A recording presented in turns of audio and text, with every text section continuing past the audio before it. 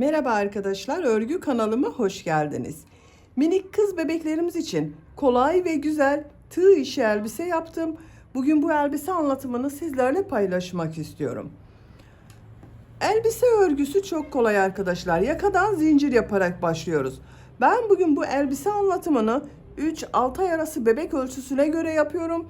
Siz bu elbiseyi yeni doğan bebek için yapabilirsiniz. 1, 2, 3, 4, 5 yaş, her yaş kız çocuklarınız için yaparak kullanabilirsiniz. Yeni doğan bebek için yapmak istiyorsanız bu yakadan başlama zincir sayısını benimle aynı sayıda başlayabilirsiniz. Bu arttırma sırasını 1 veya 2 sıra eksik yaparsanız yeni doğan bebek için olur.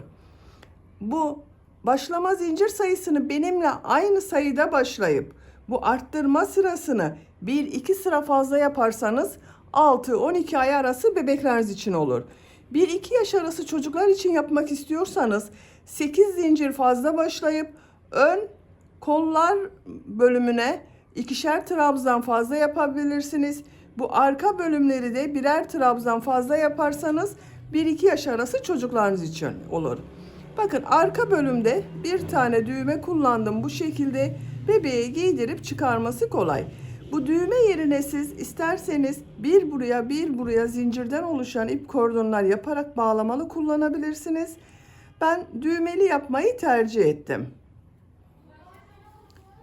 İlk önce bu yaka bölümünü arttırmalar yaparak yapıyoruz. Sonra bakın model bölümünü yapıyoruz. Model örgüsü de hem kolay hem de çok güzel. Ben bugün elbise örgüsünde iplik olarak beyaz renkli iplik bunu kullandım arkadaşlar. Kullandığım iplik üzerinde 100 gram iplikte 240 metre var. Bir yumak iplik bitti. İkinci yumaktan çok az kullandım. Pembe renkli iplik olarak da bakın bu ipliği kullandım. Ben bugün bu renk iplikleri kullandım. Siz bu elbise örgüsünde her marka iplik ve renkleri kullanarak yapabilirsiniz. Her renk iplik ile çok güzel oluyor. Tığ olarak 5 numara 3 milimetre tığ kullandım. Benim elim çok sıkı değil. Yaptığım örgüler yumuşak oluyor. Sizin eliniz sıkıysa benimle aynı sayıda yaparsanız hem örgü daha sert olur hem de yaptığınız ölçü benim ölçüden daha küçük olur.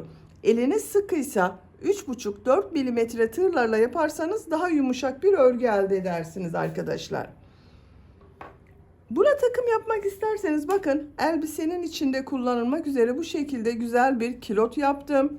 Tığ işi yaptım arkadaşlar bu kilot örgüsünü, yumuşak bir örgü. Buna takım olarak yine çok güzel beyaz bir şapka yaptım bakın. Ben bu kilot ve şapka anlatımını yaptım. YouTube kanalıma yükledim. Bunların olduğu YouTube linkini izlediğiniz bu videonun açıklama bölümüne ekliyorum. Siz o linkler üzerine tıklarsanız bunun gibi güzel bir takım yapabilirsiniz. Biz bugün bu güzel elbise örgüsünü yapacağız. Ölçülerini videonun sonunda ölçüyorum. Oraya bakabilirsiniz arkadaşlar. 3-6 ay arası bebek ölçüsüne göre yaptım. İplik tığı hazırlayalım. Hep birlikte bu kolay ve güzel elbise örgüsüne başlayalım. Örgü kanalıma abone değilseniz abone olmayı unutmayın lütfen. Hepinize kolay gelsin. İyi çalışmalar.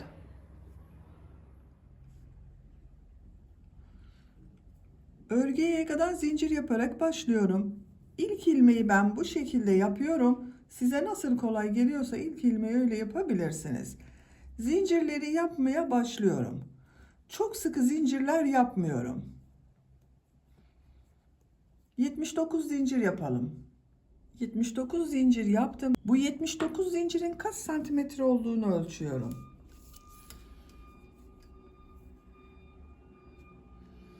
30 santimetre zincir uzunluğu var. Benim elimin sıklığına göre 30 santimetre için 79 zincir yaptım. Bu sırada yaka ayrımlarını yapacağız trabzanlarla birlikte. Tığ üzerine iplik alıyorum. 3 ilmek atlıyorum. 1, 2, 3, 4. ilmek içine trabzan yapıyorum. Bu 3 ilmek atladığımda bir trabzan. Buraya 10 trabzan yapıyorum. Bu 1, 2, 3, 4, 5, 6, 7, 8, 9, 10. 10 trabzanı yaptım. 2 zincir yapıyorum. Kol bölümü için 18 trabzan yapıyorum. 1, 2, 3, 4, 5, 6, 7,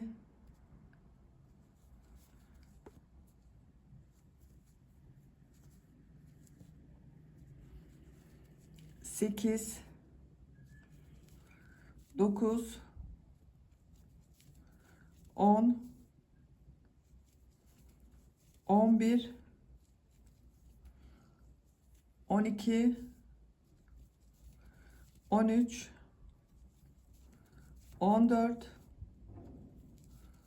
15, 16, 17, 18. Kol için 18 trabzan yaptım. 2 zincir yapıyorum. Buraya 20 trabzan yapıyorum. Siz burayı kaç trabzan yaptıysanız burayı da 2 katı yapacağız arkadaşlar. Ben burayı 10 trabzan yaptım. Buraya da 20 trabzan yapıyorum. 1,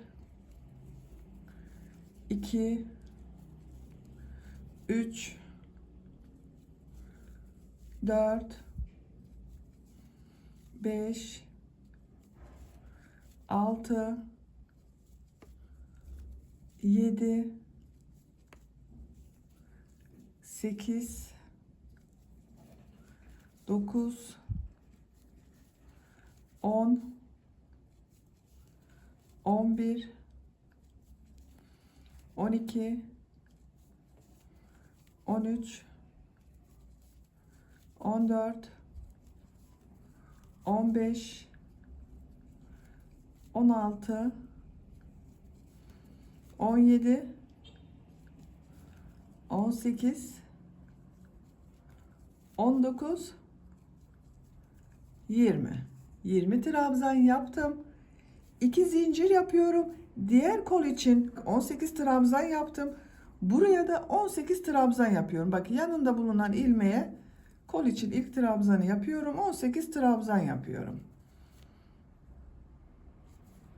18 trabzanı yapalım. Diğer kol içinde 18 trabzanı yaptım. 2 zincir yapıyorum. 10 trabzan yapıyorum. Bu ilk ilmek üzerine bir trabzan yapıyorum. Diğerlerine trabzan yaparak devam ediyorum. 2, 3, 4, 5, 6, 7, 8, 9, 10. 10 trabzan yaptım. Yaka ayrımlarını yaptık arkadaşlar. 10 trabzan yaptım. Kollar için 18 trabzan yaptım. Buraya da bunun ikisinin toplamı 20 trabzan yaptım. İkinci sıradayız. İkinci sırada yine trabzanlar yapacağız. Bu arttırma yerlerinde bir trabzan, 2 zincir, bir trabzan yapacağız. Bir zincir yapıyorum. Örgüyü çeviriyorum. İlk ilmek üzerine trabzan yapıyorum. 1, 2, 3, 4, 5, 6, 7, 8, 9, 10.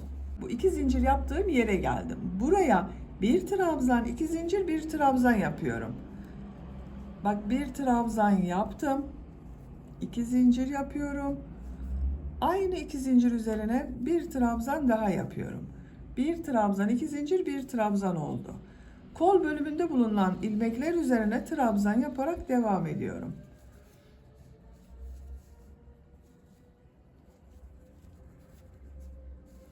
Buraya kadar devam edelim. 2 zincirli boşluğa geldim. Buraya yine bir trabzan, 2 zincir, bir trabzan yapıyorum.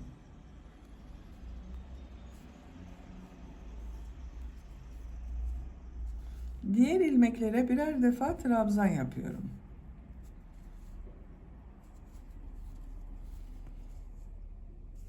Buraya kadar devam edelim.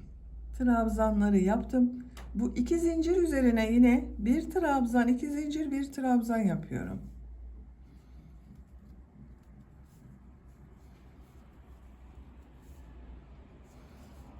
Diğer ilmeklere trabzan yaparak devam ediyorum.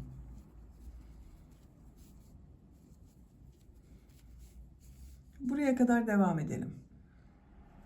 Bu arttırma yerine yine bir trabzan, 2 zincir, bir trabzan yapıyorum.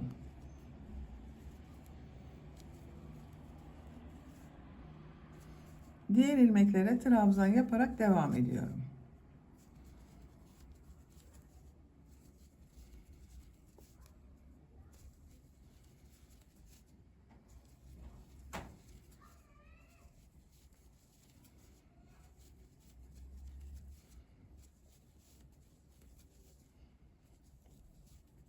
Sıra sonuna kadar yaptım.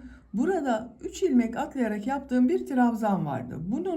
Bu son zincir üzerine bir trabzan yapıyorum. Burada da yine 2, 4, 6, 8, 10, 11 trabzan oldu. Sıra başında 11 trabzan oldu. 10 trabzan yaptık, bir arttırma yaptık. Burada da 11 trabzan oldu. Bakın arkadaşlar, yakanın şekli böyle. Arttırmalar artık bu bir trabzan, 2 zincir, bir trabzan şeklinde devam edecek. Üçüncü sıradayım. Bir zincir yapıyorum, örgüyü çeviriyorum. İlk ilmek üzerine trabzan yapıyorum. Diğer ilmekleri de trabzan yaparak devam ediyorum. Buraya kadar devam edelim. Arttırma yapacağım yere kadar bak trabzanları yaptım. Bu 2 zincir üzerine bir trabzan, 2 zincir, bir trabzan yapıyorum.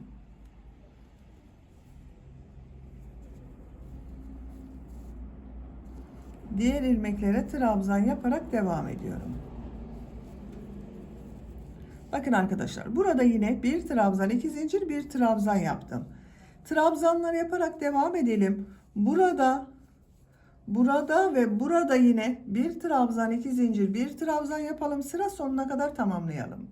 Sıra sonuna kadar tamamladım. Arttırma yerlerinde bir trabzan, 2 zincir, bir trabzan yaptım. Diğer ilmeklere birer defa trabzan yaptım. Yakanın şekli böyle.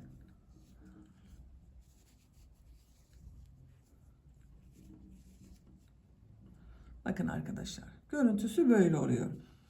Dördüncü sıradayım. Bir zincir yapıyorum, örgüyü çeviriyorum. İlk ilmek üzerine trabzan yapıyorum. Diğer ilmeklere de birer defa trabzan yapıyorum. Buraya kadar devam edelim. Arttırma yapacağım 2 zincire kadar trabzanları yaptım. Bu 2 zincir üzerine bir trabzan, 2 zincir, bir trabzan yapıyorum.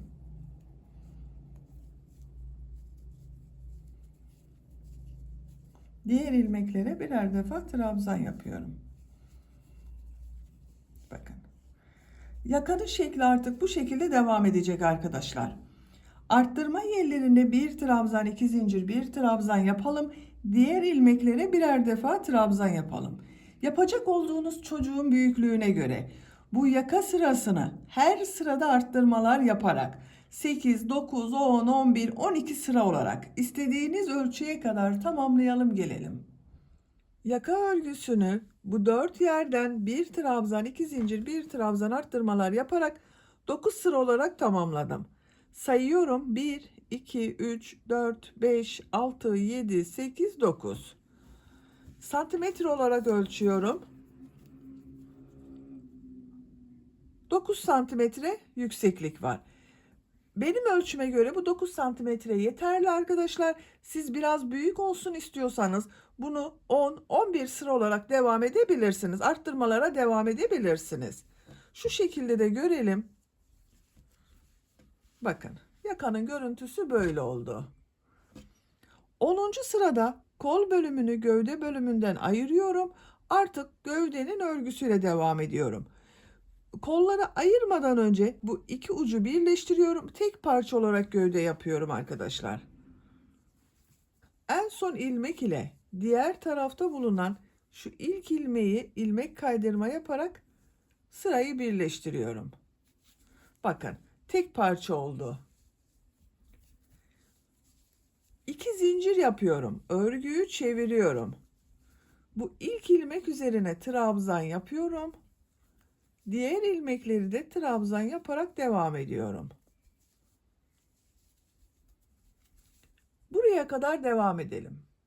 Buraya kadar trabzanları yaptım. Bu arttırma yaptığım 2 zincir üzerine arka bölüm için 2 trabzan yapıyorum.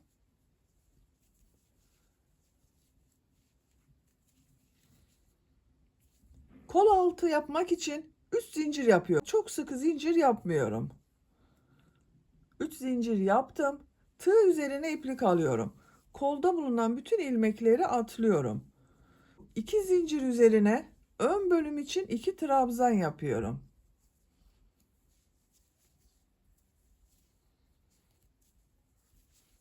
Bu 3 zincir ile ön ve arka bölümü birleştirdik. Kol altı yaptık buraya.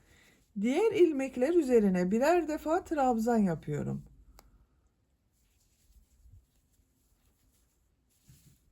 Buraya kadar devam edelim. Diğer arttırma yerine kadar ön bölümde trabzanları yaptım. Bu 2 zincir üzerine ön bölüm için 2 trabzan yapıyorum.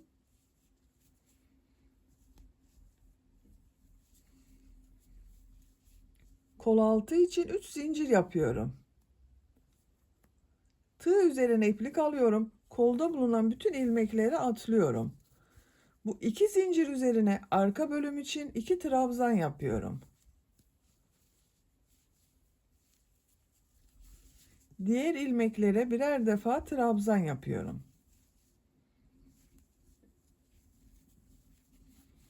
Diğer kol altında buraya yaptım. Bu sıra sonuna kadar devam edelim. Sıra sonuna kadar trabzanları yaptım. Son ilmek ile bu ilk ilmeği ilmek kaydırma yaparak sırayı birleştiriyorum. Bakın arkadaşlar bu şekilde oldu. Görüntüsüne bakalım. Bakın. Kol altları için üçer zincir yaptım. Ön ve arka bölümü birleştirdim. Bir sıra daha beyaz renk iplik ile trabzan sırası yapıyorum. 2 zincir yapıyorum. Örgüyü çeviriyorum. İlk ilmek üzerine trabzan yapıyorum. Bu sırada her ilmek üzerine birer defa trabzan yapıyoruz. Bu 3 zincir yaptığımız yere kadar devam edelim. 3 zincir yaptığım yere kadar trabzanları yaptım.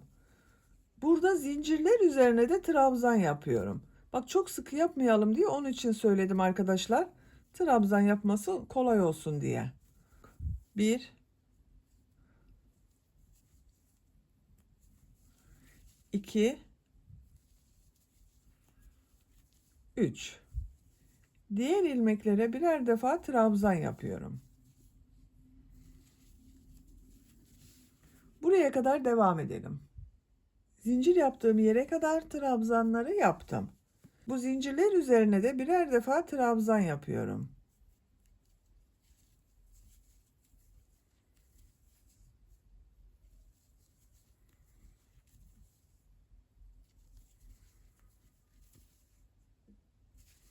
Diğer ilmeklere birer defa trabzan yapıyorum.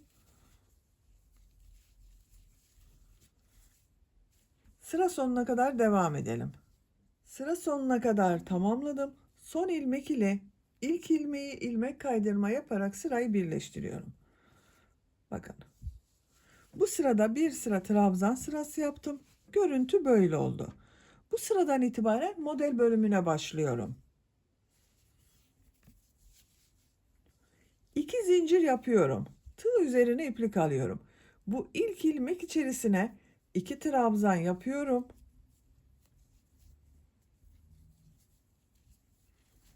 Bu 2 zincir yaptığımda bir trabzan arkadaşlar. 2 zincir yapıyorum.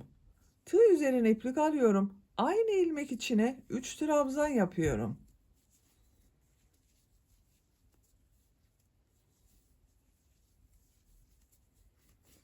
3 trabzan, 2 zincir, 3 trabzan oldu. Tığ üzerine iplik alıyorum. Bir ilmek atlıyorum. İkinci ilmek içine bir trabzan yapıyorum. Tığ üzerine iplik alıyorum. Bir ilmek atlıyorum. İkinci ilmek içine 3 trabzan, 2 zincir, 3 trabzan yapıyorum.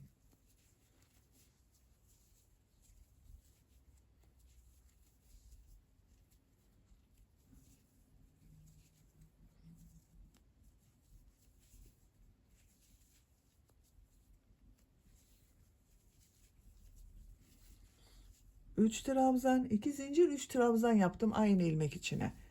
Tığ üzerine iplik alıyorum. Bir ilmek atlıyorum. İkinci ilmek içine bir trabzan yapıyorum. Tığ üzerine iplik alıyorum. Bir ilmek atlıyorum. İkinci ilmek içine 3 trabzan, 2 zincir, 3 trabzan yapıyorum.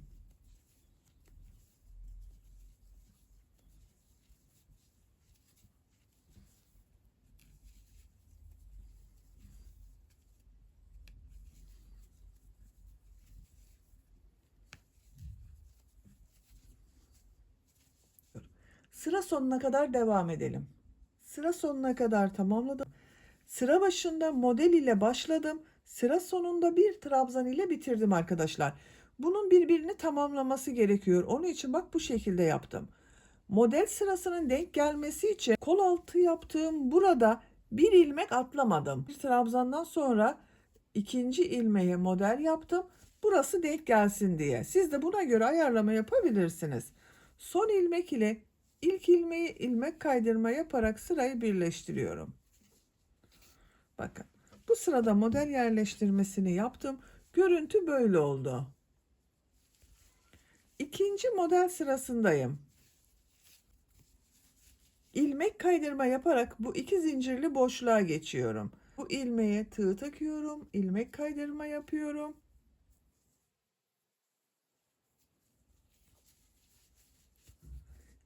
İki zincirli boşluğa ilmek kaydırma yapıyorum.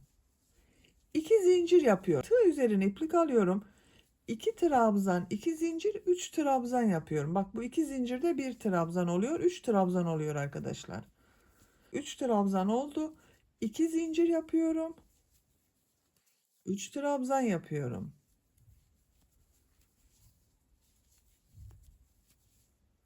Tığ üzerine iplik alıyorum. Bu bir trabzanın üzerine bir trabzan yapıyorum.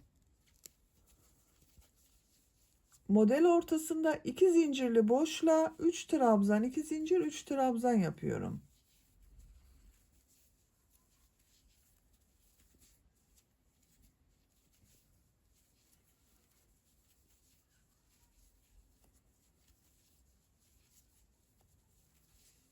Üç trabzan, 2 zincir, 3 trabzan yaptım. Tığ üzerine iplik alıyorum.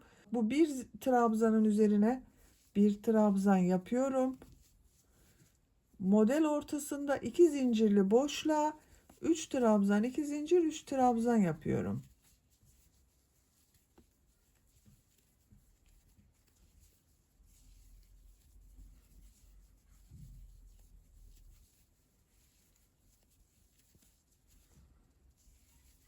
Bir trabzan üzerine de bir trabzan yapıyorum. Bakın. Model bu şekilde devam ediyor. Sıra sonuna kadar devam edelim. İlmek kaydırma yapalım, birleştirelim. Bir sonraki sıraya başlayalım. Elbisenin örgüsünü yapacak olduğunuz çocuğun büyüklüğüne ve tercihinize göre bu beyaz renk iplik ile devam edebilirsiniz. Aralarda renkli iplikler katabilirsiniz arkadaşlar. İstediğiniz renk sıralamasıyla yapabilirsiniz. Elbisenin örgüsünü tamamlayalım. Model sırasını 11 sıra yaptım. 1, 2, 3, 4, 5, 6, 7, 8, 9, 10, 11. Santimetre olarak ölçüyorum. Model sırasını ölçüyorum arkadaşlar. 14 santimetre yükseklik yaptım. Burada bitirmiyorum. Bu sıradan itibaren bir sıra renkli iplik ile bir sıra beyaz renkli iplik ile model örgüsü yapmaya devam ediyorum. En son bakın burada ilmek kaydırma yaparak sırayı birleştirdim. Pembe renkli iplik ile devam ediyorum. Model ortasından ipliği bağlıyorum. 3 zincir yapıyorum. 2 trabzan yapıyorum. 2 zincir yapıyorum. 3 trabzan yapıyorum. Model aynı oluyor arkadaşlar.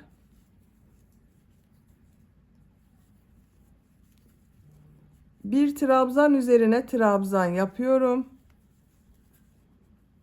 Model üzerine 3 trabzan, 2 zincir, 3 trabzan yapıyorum.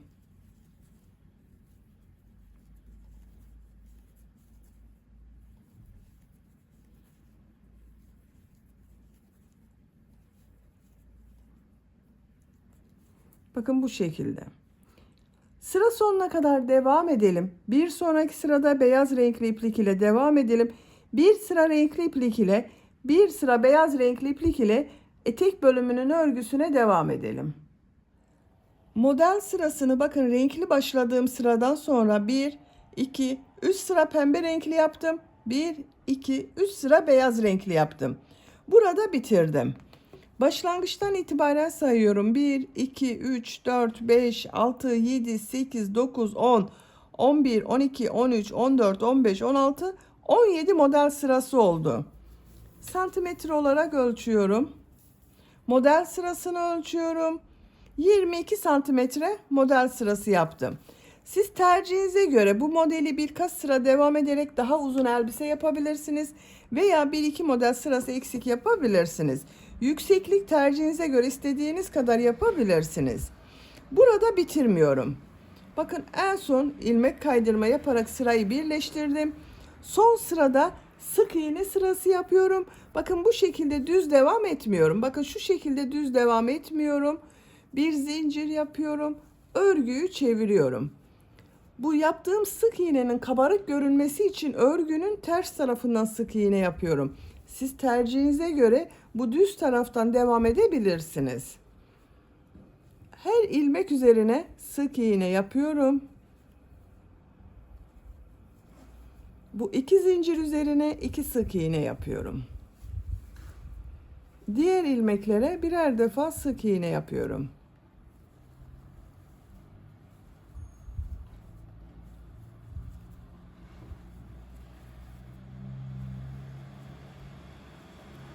Bakın 2 zincir üzerine 2 sık iğne yapıyorum.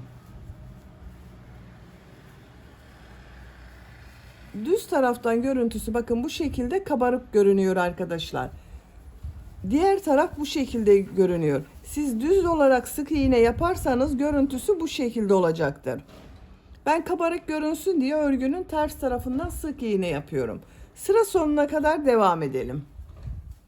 Sıra sonuna kadar tamamladım. İlk ilmek ile ilmek kaydırma yaparak sırayı birleştiriyorum. İpliği kesiyorum.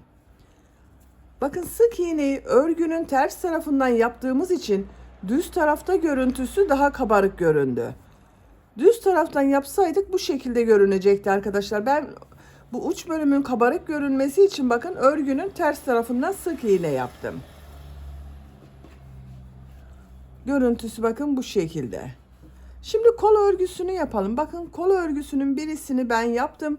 Bu şekilde kol çevresinde pembe renkli iplik ile pıtırcık modelleri yaptım. Bu kol örgüsünü sizinle yapalım. Kol altından başlıyorum. Ortada bulunan ilmeğe bir ilmek yapıyorum. Pembe renkli iplik ile sağlamlaştırdım. 2 zincir yapıyorum. Aynı ilmeğe sık iğne yapıyorum. Şu bir ilmeği atlıyorum. Bu ilmek içine bir sık iğne, 2 zincir, bir sık iğne yapıyorum. Bakın bu ilmeği atlıyorum. Şu ilmeğe bir sık iğne, 2 zincir, bir sık iğne yapıyorum. Bir ilmek atlıyorum. Bir sık iğne, 2 zincir, bir sık iğne yapıyorum.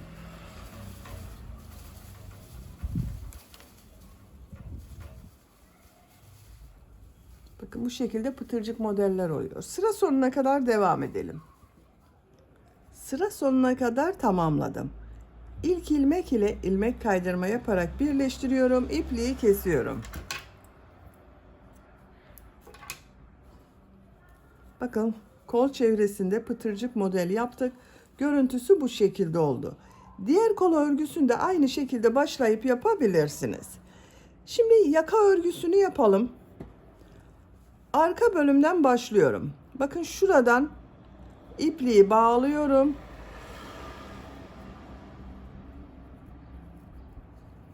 Buradan bir ilmek yapıyorum. Bir sık iğne yapıyorum.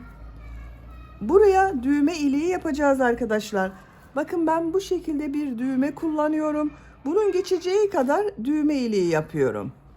7 zincir yapıyorum. Aynı ilmeğe sık iğne yapıyorum. Bakın şu düğmenin geçeceği kadar düğme iliği yaptım. Siz daha büyük düğme kullanıyorsanız bunu 8-9 zincir yapabilirsiniz. Veya 6 zincir de yapabilirsiniz. Burada da pıtırcık modelleri yapacağız. Bu kolda yaptığımız modeli yaka örgüsünde yapacağız. Şu bir ilmeği atlıyorum. İkinci ilmeğe bir sık iğne, 2 zincir, bir sık iğne yapıyorum. Bir ilmek atlıyorum. Bir sık iğne, 2 zincir, bir sık iğne yapıyorum. Bir ilmek atlıyorum. Bir sık iğne, 2 zincir, bir sık iğne yapıyorum. Sıra sonuna kadar devam edelim. Sıra sonuna kadar tamamladım. Son pıtırcık modelini bakın tam köşeye yaptım. Şu ilmeğe ilmek kaydırma yapıyorum. İpliği kesiyorum. İlmek içinden çekiyorum. Bakın yaka çevresinde pıtırcık modeller yaptım. Yaka örgüsü çok güzel oldu. Elbise örgüsünü bitirdik. Çok güzel oldu arkadaşlar. Bakın çok şirin bir bebek elbisesi yaptık. Elbiseyi bu şekilde kullanabilirsiniz. Bakın şuraya, şu son trabzan sırasına kurdale takabilirsiniz. İp kordonlar hazırlayarak takabilirsiniz. Dantel takabilirsiniz. Bitmiş olarak size ölçülerini söylüyorum. Kol altının buradan gövde genişliğini ölçüyorum.